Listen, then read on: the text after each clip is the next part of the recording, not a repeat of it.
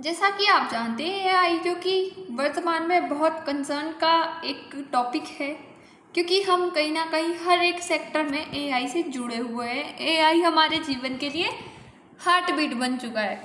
AI एक condition में तो हमारे लिए एक टर्म तो उसकी है कि वो हमें इकोनॉमिकली जो है प्रोडक्टिविटी, हमारी वर्क एफिशिएंसी बढ़ा रहा है, पर इसके साइड इफ़ेक्ट्स ऐसे देखने को मिल रहे हैं कि ये अपने मेंटल लेवल है उसको भी कमज़ोर कर रहा है। ऐसे ही आज मैं एआई बेस्ड खबर लेके आई हूँ आपके लिए। तो नमस्कार दोस्तों, स्वागत है आपका हमारे चैनल परचम आईएएस पर।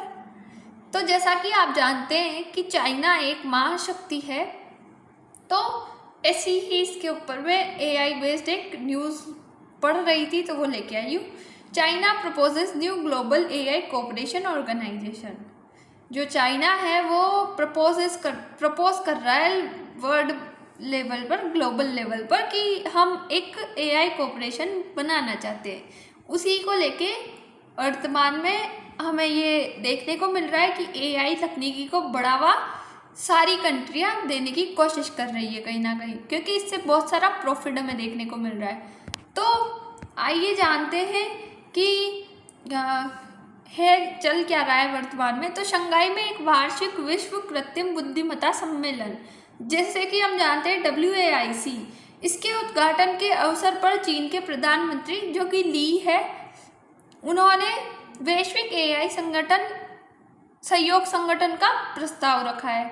इन्होंने प्रपोज किया है कि हम एक संगठन बना के जो है एआई बेस्ड जो भी तकनीकी है उसको बढ़ावा देना चाहते हैं। देशों से तेजी से विकसित हो रही इस प्रौद्योगिकी के विकास और सुरक्षा पर समन्वय करने का जो चीनी प्रधानमंत्री है वो ऐसा आह्वान करते हैं। तो हम देखते हैं कि विश्व एआई सम्मेलन जैसा कि WAIC, तो ये है क्या। जैसा कि हम जानते हैं शंघाई में आयोजित होने वाला एक वार्षिक सरकारी प्रायोजित कार्यक्रम है। ये आमतौर पर प्रमुख उद्योगपति, सरकारी अधिकारियों, शोधकर्ताओं और निवेशकों को आकर्षित करता है।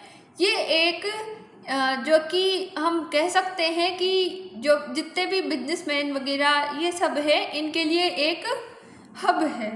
तो इसमें ये मतलब अपने लिए चर्चा का विषय क्यों है।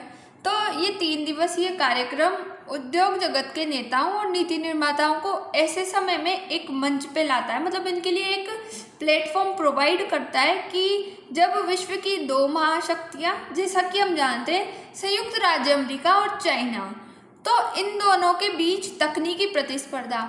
हम अगर अमेरिका की बात करें तो वहाँ पे एलन मस्क बैठे हैं, वो तकनीकी में बहुत आगे हैं। इसी के साथ चाइना की करें तो चाइना भी तकनीकी में बहुत आगे है। तो इन दोनों के बीच कंपटीशन चल रहा है और एआई एक प्रमुख युद्ध क्षेत्र के रूप में उभर रहा है। एआई को लेके बहुत सारी प्रतिस्पर्धाएं हमें देखने को मिल रही है। चाइना है वो अपने सैन्य हथियारों में अपनी सुरक्षा की जो तकनीकी है उसमें एआई का यूज़ कर रहा है। उधर उसी दूसरी तरफ इसी के इंडेक्स में अमेरिका है जो नई नई तकनीकियों में एआई का यूज़ कर रहा है, अपनी कार्स में वगैरह सब में यूज़ कर रहा है। तो इन दोनों के बीच बहुत वैश्विक स्तर पर बहुत सारी हमें जो है प्रतिस्पर्धा, कंपटीशन देखने को मिल रहा है। उसी के साथ हम बात करते हैं कि इसमें शामिल कौन कौन है। तो हम बात करें तो इस प्रदर्शनी में मुख्य रूप से चीनी कंपनियां शामिल है, क्योंकि हम बात कर रहे हैं कि चीन के प्रधानमंत्री है वो इस चीज़ का आह्वान करते हैं कि हम विश्व लेवल पे इसमें तकनीकी जो है विकास करना चाहते हैं। तो इसमें चीनी कंपनियां शामिल है, जिसमें तकनीकी दिग्गज हुआवेई और अलीबाबा और मानव रोबोट निर्माता यूनिट्री जैसी स्टार्टअप कंपनियां शामिल है। वर्तमान में हम देख रहे हैं हर एक काम, छोटे से छोटा बड़े से बड़ा कोई सा भी काम हो, उसमें एआई की बहुत उपयोगिता है। एआई रोबोट तक आ गए हैं।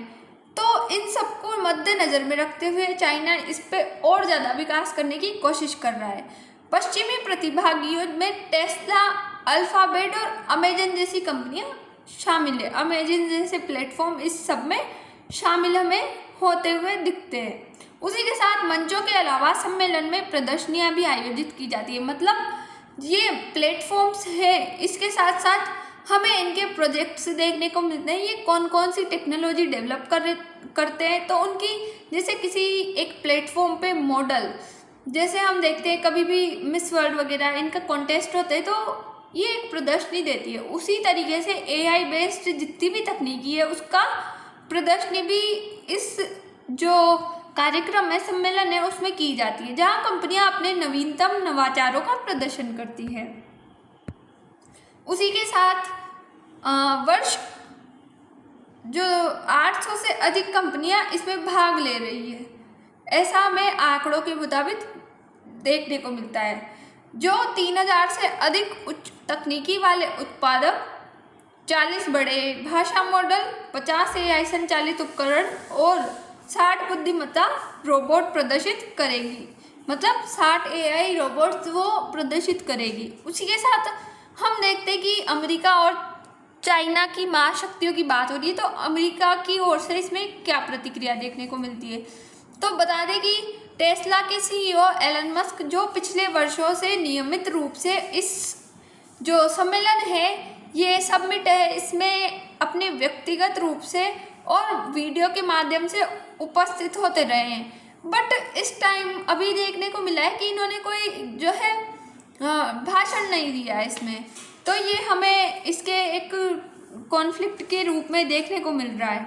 उसी के साथ अमेरिका की चीन की प्रगति पर नज़र, जैसे कि हम जानते हैं वॉशिंगटन जो कि अमेरिका की राजधानी है, उसने चीन को उन्नत प्रौद्योगिकी और निर्यात पर प्रतिबंध लगा दिए हैं, जिसमें एनवीडिया जैसी कंपनियों द्वारा निर्मित सबसे उच्च स्तरीय एआई चिप्स और चिप मेकिंग उपकरण शामिल है, क्योंकि उसे चिंता है कि ये प्रौद्योगिकी चीन की सैन्य क्षमताओं को बढ़ा सकती है।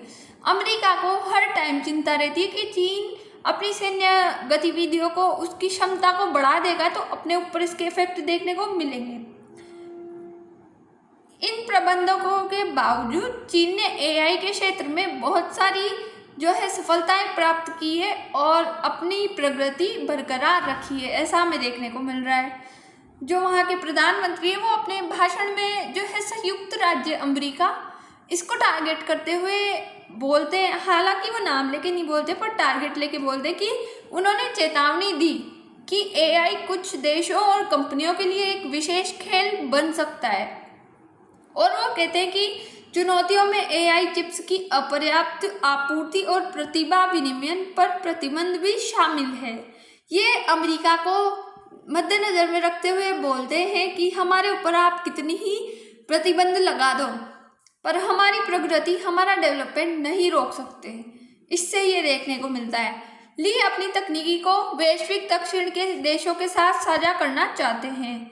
विश्व स्तर पे ये दक्षिणी देशों के साथ अपने जो है हाथ को एक स्तर पर बढ़ाना चाहते हैं कि आप भी आइए और इस संगठन में शामिल होकर हमारे साथ एआई डेवलपमेंट पे काम कीजिए। प्रधानमंत्री ली के अनुसार एआई को लेकर इनके क्या मतभेद हैं, ये क्या सोचते हैं एआई को लेकर, तो ली के अनुसार एआई का विकास एक नया इंजन करार दिया है। मतलब एआई एक नया इंजन है, इसको एक नया इंजन करार दिया है इन्होंने। उसी के साथ बता दें कि लेकिन ये साथ में ये कहते हैं कि ये अभी पूर्णतः बना नहीं है, ये खंडित है। इसका उद्देश्य क्या है, तो एआई के लिए विश्व स्तर पर मान्यता प्राप्त ढांचा बनाने के लिए देशों के बीच अधिक समन्वय की आवश्यकता पर ये बल देते हैं।